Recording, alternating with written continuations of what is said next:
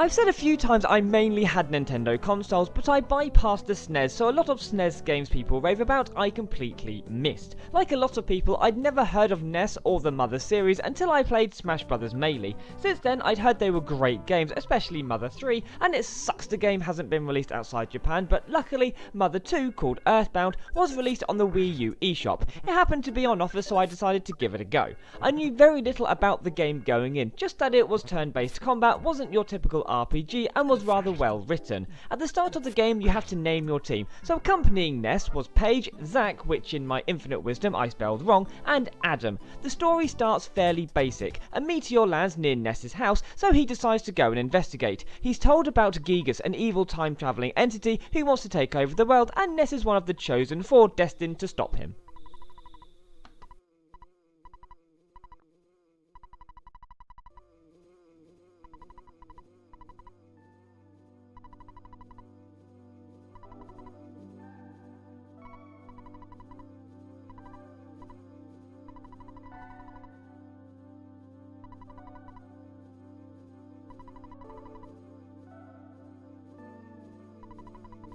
Ness has to track down 8 MacGuffins, in this case going to 8 your locations to get part of the song, which will awaken Ness's true power needed to stop Gigas. As you travel around, you get into battles, earn experience, level up, learn moves, buy new equipment, and eventually meet the other members of the group. The only thing that bugged me at the early stages of the game was the limited inventory space. Ness can only carry so much, but all your equipment takes up slots, and nothing can be stacked like healing items, so I ran out of room very quickly, and it's only when other people join the party that you get more room. Some characters leave temporarily, taking whatever items they're holding with them, so if you've given one person all the healing items and they bugger off, you're a bit stuffed. You can use a service that stores your items, but they can only take or deliver up to 3 items at a time, and you have to pay for the privilege, so I tried to use it as little as possible because I needed the money for other things that would actually help me on the adventure, like weapons and armor.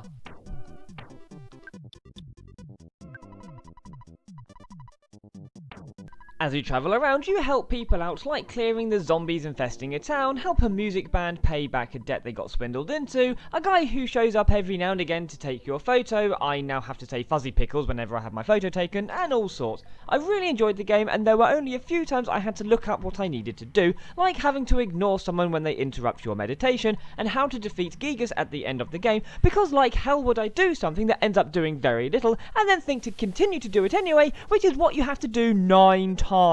Generally, the combat was alright, fairly standard turn-based combat stuff, but the enemies you come across were occasionally hilarious, like a grumpy old guy who used an attack where he complained about the youth of today, which lowered my defense. You have spells and items you could use to help out during battle, and I really liked going from area to area, seeing what crazy enemies I'd encounter.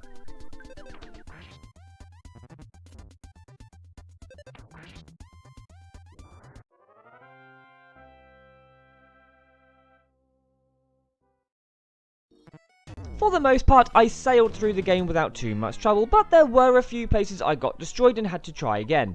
Okay, there were loads of places I got destroyed and had to try again, but none of the battles took so many attempts that I got fed up and wanted to quit. When you take a hit, your health gradually ticks down, so if you take a hit that would KO you, if you can finish the battle before your health hits 0, you just shrug it off and continue on your merry way. One thing other games should do more is that if you're a lot stronger than the enemy you're about to face, the game kinda goes, screw it, you win, and just gives you the experience and item rewards, which saved a lot of pointless battles I was going to win in one hit anyway.